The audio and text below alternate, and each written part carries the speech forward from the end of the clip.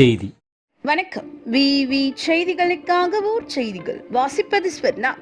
ராணிப்பேட்டை மாவட்டம் சோளிங்கர் ஊராட்சி ஒன்றிய அலுவலகத்தில் ஒன்றிய கூட்டம் ஒன்றிய குழு தலைவர் கலைக்குமார் தலைமையில் நடைபெற்றது. இந்த கூட்டத்தில் சுமார் 40 லட்சம் மதிப்பில் 17 தீர்மானங்கள் முன்வைத்து வளர்ச்சி பணிகள் குறித்து ஆலோசனை செய்யப்பட்டது.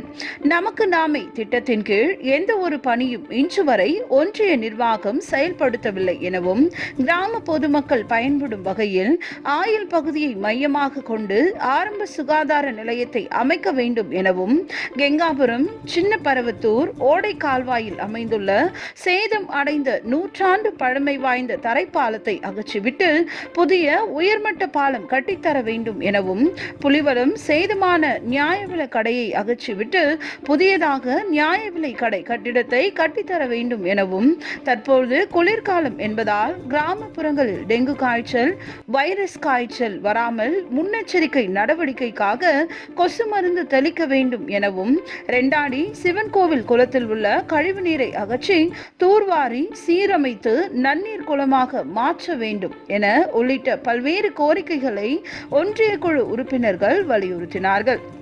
கூட்டத்தில் வட்டார வளர்ச்சி அலுவலர்கள் வெங்கடேசன், பாபு, மேலாளர் ராஜா, மாவட்ட குழு உறுப்பினர் கிருஷ்ணமூர்த்தி உட்பட ஒன்றிய குழு உறுப்பினர்கள் பங்கேற்றனர்.